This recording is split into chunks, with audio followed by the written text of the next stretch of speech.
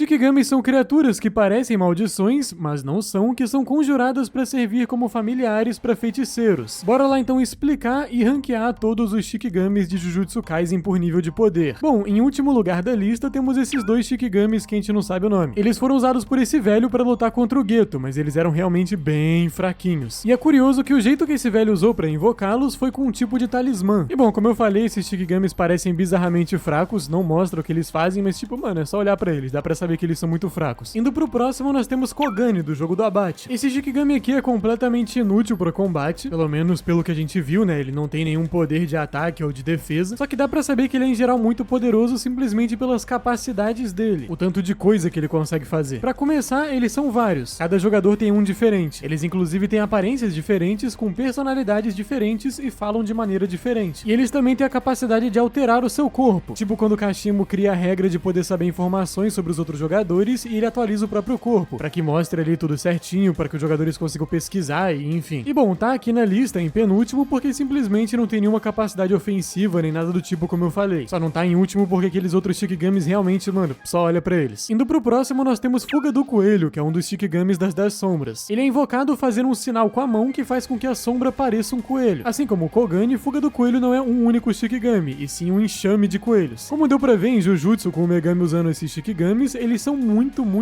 fracos mesmo. Mesmo quando você junta centenas, talvez até milhares deles, eles só servem pra distrair o alvo. Eles são basicamente incapazes de causar qualquer dano e também morrem pra qualquer coisa. O interessante desse Shikigami é que você pode matar quantos coelhos você quiser que eles não vão acabar, sempre vai ter mais. Só que dentre todos esses coelhos tem um específico que é marcado, e se você matar ele, aí sim todos os outros morrem. E uma outra coisa muito interessante é que apesar de quase todos os coelhos serem muito fracos, tem um específico que é muito forte, deu pra ver ele até peitando o Toji. Sempre que o Megumi tá lutando, ele faz alguma manobra especial com esse coelho. Eu acho que ele é o tal do Jujutsu Kaisen que tá no título da obra. Mas eu não vou considerar ele aqui na lista não, senão seria primeiro lugar muito fácil. E mantendo ainda nas 10 sombras, o próximo Shikigami da lista é o Gama. Assim como o Fuga do Coelho, que é invocado com o usuário fazendo um sinal na mão que faz com que a sombra pareça com coelhos, Gama é invocado fazendo um sinal de mão que faz com que a sombra pareça com um sapo. E também, assim como o Fuga do Coelho, o Gama é muito útil pra suporte. Ele é bem frágil e também quase não causa dano, só que ele consegue esticar a língua dele pra muito longe. E ele é forte o bastante pra conseguir arremessar as coisas. Normalmente o Megumi usa esse Shikigami pra tirar alguém de uma situação perigosa. E também pra pegar os seus oponentes e simplesmente arremessar eles pra muito longe, já que, como eu falei, a língua desse sapo aí é bizarramente forte. Inclusive, as pessoas conseguem entrar dentro dele pela boca e ficar meio protegidinhas ali. Inclusive, uma das coisas que dá pra fazer com as 10 sombras é fundir Shikigamis. E é exatamente isso que o Megumi faz. Quando ele cria as sombras de Inui e Gama em subsequência, permite que ele crie uma fusão temporária dos dois, chamada o Abismo Desconhecido do Poço. Um nome bizarro, né? Sendo que são só uns sapinhos com asas. E bom, qual que é a diferença deles pro Gama normal? Primeiro que agora são vários sapinhos, e não um sapão. Embora eles sejam individualmente mais fracos do que o Gama, eles não têm limite, igual os coelhos, embora eles apareçam em muito menos quantidade. Graças às asinhas, eles também voam, inclusive bem rápido, e por terem vários, compensa o fato da língua deles ser bem mais fraca que a do Gama. E eu acho que o principal ponto positivo dessa fusão de Shikigamis é que todos eles podem morrer que não acontece nada. Não é como se o Nue e o Gama fossem morrer porque todos os sapinhos foram eliminados. Então o Megumi pode lutar sem ter que se preocupar em perder algum Shikigami. Mas enfim, saindo um pouquinho das 10 sombras, bora falar de Moondrags, que é um Shikigami de água viva invocado pelo Junpei. E o principal poder desse Shikigami é que os seus ataques são venenosos, e esse veneno meio que gera umas erupções na pele da pessoa que fazem ela queimar, bem parecido com a cicatriz que o próprio Junpei tem na testa. Ele também consegue levantar pessoas com telecinese, e esse corpo de água viva é muito bom em absorver impactos. Deu pra ver isso quando ele fez o Junpei não tomar nenhum dano de queda, e também quando ele tava só aguentando os socos do Itadori. Além disso, qualquer um pego nos tentáculos fica paralisado, pra logo em seguida ser infectado com veneno. E mesmo que o veneno seja removido da pessoa, ainda assim a parte vai continuar queimada e o cara vai continuar afetado. Honestamente, esse Shikigami não é muito forte não, todos até então são bem fraquinhos, mas esse daqui é o primeiro que realmente tinha um potencial muito bom de ficar muito forte. Imagina só se o Junpei não tivesse sido morto e realmente crescesse na vida como feiticeiro. Indo pro próximo, nós temos o Menino Marmelada, que é um Shikigami que só apareceu em Jujutsu Kaisen módulo. Eu honestamente nem sei se é correto traduzir esse nome, porque em inglês e até em japonês é Marmalade Boy. Marmalade Boy, sei lá como se pronuncia. É o nome de um shoujo dos anos 90. Até no mangá em português o nome não foi traduzido, mas enfim. E é muito interessante porque esse Shikigami é de um velho chamado Masaki Takeda. E ele basicamente queria ficar no primeiro ano da escola pra sempre. Ele era tipo fixado, viciado com o primeiro ano. E conforme ele foi ficando velho e senil, essa fixação foi ficando pior ainda. Até que chegou num ponto em que ele desenvolveu sua técnica amaldiçoada, que é esse Shikigami. E a principal habilidade desse Shikigami é de alterar a aparência de objetos ou pessoas usando pele humana como tecido. tecido. Ele literalmente coloca a pele sobre o alvo e depois costura no lugar. Daí depois o objeto ou a pessoa assume a aparência do indivíduo que teve a pele usada. Inclusive é possível fazer isso no próprio Shikigami, por exemplo. Foi isso que o Takeda fez pra pegar os caras desprevenidos. E o cara basicamente usava esse Shikigami pra se transformar em uma criança e fazer parte da escola, né? Como eu falei, como você deve imaginar, no primeiro ano. Daí toda vez que ele avançava pro segundo ano, ele pegava uma nova identidade de um novo aluno do primeiro ano e de novo fazia o primeiro ano. E o Shikigami também consegue conjurar agulhas de costura de vários formatos e tamanhos, que obviamente, além de serem usadas pra costurar, também podem ser usadas como armas pelo próprio Shikigami ou pelo usuário. E bom, esse Shikigami tá aqui na lista porque a habilidade dele, apesar de útil, não é bizarramente útil. Tipo, talvez numa situação do dia a dia em uma vida normal ela seja bem útil, mas em combate não é tanto. Ele simplesmente não é tão forte assim, não tem muito o que fazer. Bom, de qualquer modo, bora falar dos Shikigamis do Dhruv Lakdawala. Ele é aquele feiticeiro do jogo do abate que conquistou sozinho o Japão há 2000 anos atrás, mas tomou um completo IK pro Yuta. E bom, a técnica dele cria dois Shikigamis gigantes. E dentro dessa área dos Shikigamis, dessa órbita que eles estão andando, ficam tendo vários cortes. É como se fosse a expansão do Sukuna, só que muito mais fraca, e ao invés de ser o alcance da explosão, é a órbita dos Shikigamis. Não que eles sejam exatamente fracos, né? Tanto que eles não estão tão atrás assim na lista. Eles são bem grandes, tem um monte de dente e tal, mas claramente o propósito deles não é cada Shikigami ser muito poderoso em si, e sim auxiliar e servir pra técnica dele funcionar. De qualquer modo, indo pro próximo lugar, nós voltamos às 10 sombras, com os cães divinos. Tá aí os Shikigamis mais básicos das 10 sombras. Eles são invocados com o usuário fazendo um sinal de mão que faz com que a sombra pareça um lobo. E como eu falei, eles são os Shikigamis mais básicos. Isso porque eles são os únicos Shikigamis que o usuário não precisa derrotar no ritual pra conquistar. Você começa com esses Shikigamis. E bom, você consegue invocar tanto os dois quanto só um dos lobos ao mesmo tempo, e eles são igualmente poderosos. Eles não têm nenhuma habilidade ou poder em específico além do que você imaginaria de lobos. São rápidos, eles têm mordida forte, eles têm um olfato muito bom, conseguem detectar maldições e tal. E bom, logo no começo, na luta contra a maldição portador de dedo, o cachorro branco morreu. Só que isso não é exatamente um problema, porque nas 10 sombras, quando um Shikigami morre, você consegue passar o poder dele pra outro Shikigami. E foi exatamente isso que o Megumi fez, criando o Cão Divino Totalidade, que é uma fusão dos dois. Mas esse aí já é bem mais poderoso, né? Eu vou falar dele mais pra frente, não tá na hora ainda não. Mas ainda assim, mantendo nas 10 sombras, um que eu já até citei anteriormente, temos o Nue. Ele é invocado fazendo um sinal de mão que gera uma sombra parecida com umas asas ou com um pássaro, não dá pra entender muito bem não. É o sinal que menos parece com o bicho que o Megumi tá invocando. De qualquer modo, ele também é um Shikigami bem pra suporte. Embora tenha habilidades elétricas, poucas foram as vezes que essas habilidades aí realmente serviram pra paralisar ou machucar alguém. Ele serve muito mais pra ficar carregando o Megumi, embora o Megumi mesmo comente que ele não consegue carregar uma pessoa por tanto tempo. De qualquer modo, nem precisa, o Megumi usa ele muito mais pra ficar se reposicionando de um lugar pra outro durante o combate, e não pra ficar voando de uma cidade pra outra como se fosse um transporte. Só que o interessante do Nue, assim como de alguns outros Shikigamis das 10 sombras que eu vou falar mais pra frente, é que ele não foi usado só pelo Megumi. Nós também vimos ele sendo usado pelo Sukuna quando tava no corpo do Megumi. E você deve pensar, pô, já que ele tava no corpo do Megumi usando as mesmas 10 sombras que o Megumi tem, então é pro Shikigami ser igual. Só que não. Olha só como que era o Nue do Sukuna. Muito maior, olha isso, a asa dele pega vários prédios, é completamente bizarro. O Nue do Megumi mal conseguia carregar ele por longas distâncias, esse daí tem uma asa do tamanho de um prédio. Enquanto os choques do Nue que o Megumi invocava eram só uns choquinhos que paralisavam feiticeiros fracos, o do que o Sukuna invocava parecia uma chuva de raios, o bagulho saía destruindo tudo. E bom, aproveitando que eu falei do Sukuna, o próximo Shikigami da lista é a Grande Serpente, que foi destruída pelo Sukuna com 2 dedos. O sinal de invocação desse Shikigami é uma cabeça de cobra. Não parece tanto assim não, né? Mas tudo bem. E esse Shikigami não tem nenhuma habilidade em específica, mas ele é simplesmente poderoso. Ele é muito grande, muito forte, ele também é resistente, ele consegue fazer ataques surpresas, que inclusive um deles funcionou contra o próprio Sukuna. A questão é que esse Shikigami aqui sofre da mesma maldição que o jogo. Ele não pôde brilhar muito porque toda a luta que ele teve foi contra alguém infinitamente mais poderoso que ele. Não toda, né? Ele chegou a salvar Nobara no capítulo 7. Mas ainda assim, seria bem legal ter visto mais dele, mas não teve muito como porque ele foi dizimado pelo Sukuna. A parada é que por algum motivo o Megumi não combinou esse Shikigami com nenhum outro. Talvez ele estivesse esperando alguma coisa em específico, não sei. Bom, de qualquer modo, quando o Sukuna pegou o corpo do Megumi, ele fundiu a Grande Serpente com vários outros Shikigami, sendo um deles o Veado Redondo, que é o que eu vou falar agora. Esse Shikigami tem uma das habilidades mais roubadas de todas, que é conseguir fazer energia reversa, o que faz com que ele consiga curar o seu usuário e também cancelar, né, neutralizar a energia amaldiçoada dos inimigos. Fora o fato de ser extremamente útil contra maldições. A gente viu o que o Yuta fez contra o Kuroroshi. E bom, o sinal de mão pra invocar ele é um que faz uma sombra de um veado, como era de se imaginar, e nós não vimos ele sendo usado pelo Megumi, só pelo Sukuna na luta contra Yorozu. E ele é simplesmente muito poderoso, um Shikigami que consegue não só se defender e defender o usuário, mas também curar. Pode não ser muito ofensivo, mas é extremamente útil. E bom, assim como eu comentei, esse Shikigami foi fundido junto com a Grande Serpente e com mais outros. E um desses outros é o Funeral do Tigre. Infelizmente, nós nunca vimos o Funeral do Tigre. Ele foi só mencionado nessa fusão aí. Só que eu tô considerando algumas coisas pra colocar ele nessa posição. A primeira é o fato de que a gente nunca viu o Megumi usando, só o Sukuna. Ou seja, ele é um Shikigami muito poderoso que o Megumi era incapaz de domar, por isso que ele não tentou. Segundo, é o nome dele. Ele tem tigre no nome. Parece que eu tô brincando, mas eu tô falando sério. O fato dele ter tigre significa que ele com certeza vai ser um Shikigami focado em combate, um Shikigami muito forte, muito rápido, que vai ter garras, uma mandíbula bizarra que morde e rasga, tipo os cães, só que muito mais poderoso. Então simplesmente não tem como esse Shikigami ser fraco. Não tem como saber realmente qual que era a habilidade, o poder em específico dele, ou se ele tinha algum, tipo o veado que tem energia reversa e cura, só considerando que ele era tão poderoso que o Megumi nem tentou invocar ele já é o suficiente pra ele estar aqui na lista. Bom, indo pro próximo, ainda se mantendo nas 10 sombras, nós temos o boi perfurante. O sinal de invocação dele gera uma sombra que parece a cabeça de um boi. Ele também só foi invocado pelo Sukuna, não pelo Megumi. Ou seja, já garante que é um muito poderoso porque o Megumi nem tentou domar. E bom, ele basicamente só consegue se mover em linha reta, só que quanto mais ele corre, mais forte ele fica, mais poderoso vai ser o ataque, sendo tão forte que não só conseguiu empurrar Yorozu mesmo com ela bloqueando, mas depois também conseguiu quebrar a armadura de inseto que ela tinha feito, que era basicamente um dos trunfos dela. E embora seja muito focado no ataque, ele também tem uma boa durabilidade. Mesmo com ela acertando um soco em cheio nele, ele simplesmente deslizou pra trás e não ficou ferido. E bom, em meio a vários Shikigamis super poderosos que a gente precisou do Sukuna tomar o corpo do Megumi pra conseguir ver, já que o Megumi não tinha domado, a gente finalmente tem um que o Megumi conseguiu sim domar, que é o elefante máximo. Bom, como é de se imaginar, o sinal de invocação forma uma sombra que parece com um elefante. Pra começar, esse Shikigami tem basicamente tudo que um elefante tem. Ele é super pesado, ele é super forte, ele é super resistente, inclusive o peso dele é uma das principais coisas que o Megumi usa, ele literalmente fica invocando em cima do cara. Mas além disso, através da sua tromba, ele também consegue soltar muita água com bastante pressão. E bom, esse Shikigami foi usado várias vezes, contra o Noritoshi Kamo, contra aquele cara carequinha que encontrou o Itadori e o Megumi durante Shibuya, contra o Red no jogo do abate. E na luta contra o Red, ele foi basicamente a chave pra vitória do Megumi, já que foi ele que fez com que o Red afundasse nas sombras da expansão de domínio. E ele também foi usado pelo Sukuna pra esmagar Yorozu. Realmente esmagar os outros é a principal função dele. Inclusive a versão do Sukuna também é diferente da versão do Megumi, embora não tão diferente quanto o Nue. Dá pra ver aí que é mais monstruoso, tem um olho bizarrão, tem uns chifres mais longos. Inclusive teve uma coisa muito interessante que o Sukuna fez que só mostra o potencial bizarro das 10 sombras quando no usuário certo. Sabe o sangue perfurante da manipulação de sangue? Que é aquele raio super mega hiper destrutivo que a gente viu o Chozo usando várias vezes? O Sukuna basicamente fez um sangue perfurante só que com a água do elefante máximo. Enfim, esse Shikigami é muito poderoso. Eu honestamente nem sei como que o Megumi tinha ele e não tinha algum dos outros que eu citei aqui, tipo o veado. Considerando que o veado é um Shikigami de suporte, não era pra ele ter dificuldade em domar isso. Ainda mais se ele conseguiu domar o elefante. Ele poderia usar o elefante na luta contra o veado. Pô, só o elefante já assolaria ele. Eu até cheguei a cogitar que talvez não fosse que o Megumi não conseguiu derrotar os outros Shikigamis, mas que ele simplesmente não tinha acesso ou não tinha energia amaldiçoada. Só que, pô, ele tinha acesso até uma Horaga, não faz sentido ele não ter acesso a esses outros Shikigamis. Ele também tinha energia amaldiçoada pra invocar o elefante, não faz sentido os outros tipo o boi custarem mais que o elefante. Então, sei lá. Outra coisa que também não faz sentido é você ainda não ser inscrito e não ter considerado virar membro pra receber acesso a vários benefícios legais. Tipo, escolher o tema de um vídeo, receber os vídeos antecipadamente e fazer parte do grupo do WhatsApp. Bom, de qualquer modo, o próximo aqui da lista é o Cão Divino Totalidade. Lembra que eu comentei que quando o cachorro branco morreu, o Megumi fundiu ele com o preto? Então, esse daqui foi o resultado. Só que esse Shikigami ficou muito mais poderoso do que simplesmente o poder de um cachorro somado no outro. Esse Shikigami aqui é tão poderoso que ele é capaz de ferir graus especiais. O Megumi estava sendo completamente destruído pelo portador de dedo e ainda assim esse Shikigami conseguiu matar ele com uma porrada. No geral, o Megumi sempre usa esse Shikigami como uma arma secreta. Quase todas as lutas ele ganha usando esse Shikigami pra eliminar o oponente de surpresa no final. Ele fez isso contra aquela maldição que era uma topeira, fez contra o portador de dedo, fez contra o Reg. A gente inclusive também viu o Sukuna usando o cachorro, e ele é bem mais monstruoso e bizarro do que quando o Megumi tava usando. Bom, indo pro próximo e finalmente saindo das 10 sombras, nós temos o Enxame da Morte. Esse Shikigami aqui só pode ser usado dentro do horizonte do Skanda Cativante, que é a expansão de domínio do Dagon. E ele é basicamente um monte de peixe. Tem peixe pequeno, tem peixe gigante, tudo que você pode imaginar que tem no mar, e até que não existe no mar, obviamente, tem aí. As paradas mais bizarras mesmo. E a parada é que por estar dentro da expansão de domínio, esse Shikigami é afetado pelo acerto garantido, o que faz com que seja ali dezenas, centenas, dependendo até milhares de peixes pulando em você e te acertando sem você ter o que fazer. E os peixes só aparecem imediatamente antes de acertar o feiticeiro, então é realmente basicamente impossível de desviar. Até o Naobito Zenin, um feiticeiro muito poderoso que tinha técnica anti-domínio, simplesmente não tava tancando. E essa aqui é a parada, esses Shikigamis podem não parecer tão forte assim, porque tipo, pô, são só peixes. A parada é que são literalmente peixes infinitos. Mesmo não tendo o efeito de acerto garantido, são literalmente peixes infinitos. E os peixes não são fracos, não é tipo os coelhos ou os sapinhos das 10 sombras que são super patéticos. Os peixes realmente são poderosos. O Nanami e o Naobito estavam mamando completamente. É só você parar pra fazer uma batalha entre os Shikigamis. Pensa se você colocasse o boi das 10 sombras, por exemplo, dentro dessa expansão de domínio pra lutar contra todos os Shikigamis daqui. Ele seria aniquilado. lado, pô. A mesma coisa pra todos os outros que eu citei até então. E, pô, se parar pra pensar, é meio injusto considerar, né, porque esse Shikigami aqui tá dentro de uma expansão de domínio, não é só um Shikigami normal que você invoca, mas é a vida. A condição pra invocar ele é tá dentro da expansão de domínio do Dagon. Então temos que considerar como a luta sendo dentro dessa expansão, senão não faz sentido. Bom, indo pro próximo, nós temos Garuda, que é o Shikigami da Yuki. Ele é conectado à técnica dela, Fúria Estelar. O poder da técnica dela é adicionar massa virtual a ela e ao seu Shikigami. Isso pode não parecer tão poderoso assim, só que a gente viu na prática o quão isso é forte, na luta dela contra o Kenjaku. O Kenjaku, com a manipulação de maldições, invocou uma maldição de grau especial chamado Ganesha. E só pela aparência já dá pra saber que esse bicho era muito forte, mano. Olha pra ele com certeza tinha uma defesa muito alta. O que não adiantou absolutamente nada, porque a Yuki colocou um monte de massa em Garuda, mandou ele ficar nesse formato de bola e literalmente bicou ele na maldição do Kenjaku, que foi completamente estourada com esse único ataque. E bom, esse Shikigami aqui sozinho, se não fosse pela técnica Fúria Estelar da Yuki, provavelmente não seria tão poderoso assim. Mas como ele é literalmente um Shikigami que faz parte da técnica dela, e não simplesmente um Shikigami isolado que ela pegou, eu considero que faz sentido ele estar aqui na lista. Eu colocaria ele muito fraco na lista se fosse tipo, a Yuki tem a Fúria Estelar, que permite ela colocar massa nela mesma e nos Shikigamis que ela coleta, e daí ela saísse por aí pegando vários Shikigamis aleatoriamente. Mas não é esse o caso, esse daqui é um Shikigami intrínseco da técnica dela. Mas se eu tô usando essa lógica agora, por que a mesma coisa não valeu pros Shikigamis do Dhruv Lakdawala? Isso porque nesse caso aqui da Yuki, o Shikigami dela literalmente fica poderoso com a técnica dela. Ele é usado pra atacar, ele sai voando, bate no alvo e estoura ele. Enquanto os Shikigamis do Dhruv não fazem nada além de ficar andando. Os cortes que ficam sendo gerados lá no meio são poderosos, mas isso é unicamente a técnica dele. Os Shikigamis em si, por si só, não atacam, eles não fazem nada, só andam. Não são eles que estão fazendo o corte, por se dizer assim, não são eles que estão atacando. Diferente de Garuda, que tá literalmente encostando nos alvos e explodindo eles de tanta potência. Um outro caso bem parecido, que é o que eu quero falar agora, é a Rika, que é um Shikigami intrínseco à técnica do Yuta. Essa questão, pra falar a verdade, é meio aberta. A gente não sabe exatamente se a Rika hoje em dia é um Shikigami. Ela era uma maldição que estava conectada com o Yuta por ele ter amaldiçoado ela quando criança, só que durante a luta contra o Geto, o Yuta meio que a libertou. Só que ainda assim ela continuou fazendo parte da técnica dele. Não dá pra saber o que exatamente ela é atualmente, mas ela definitivamente não é mais um espírito vingativo. Talvez ela seja uma coisa muito única, tipo uma maldição que faz parte da técnica de um feiticeiro. Talvez ela seja realmente um Shikigami. Não sei, honestamente na Wiki continua dizendo que ela é um espírito amaldiçoado, só que agora não é mais um espírito vingativo. Então se você não quiser considerar, você simplesmente não considera ela na lista. Mas eu decidi colocar, né? Por que não? Querendo ou não, ela funciona perfeitamente igual a Garuda, da Yuki, só que adaptada pra técnica do Yuta, que é a cópia. O Yuta consegue manifestar a Rika por até 5 minutos por dia ao colocar o anel de Orimoto. E ela faz várias coisas. Pra começar, ela é simplesmente muito forte, muito rápida, muito resistente, ela é grandona. Fisicamente falando, ela é o Shikigami mais poderoso até então, sem considerar nenhuma técnica, nem nenhum poder especial, nem nada do tipo, só na força e resistência e velocidade base pura mesmo. Ela também tem um armazenamento muito grande de energia amaldiçoada. Ele é literalmente dito como infinito. Tem várias pessoas que falam, não, o infinito é só um jeito de dizer que ele é muito grande e tal. É, rapaziada, mas todas as vezes que foi dito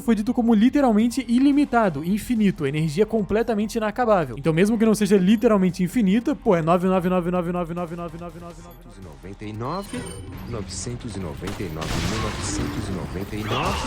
e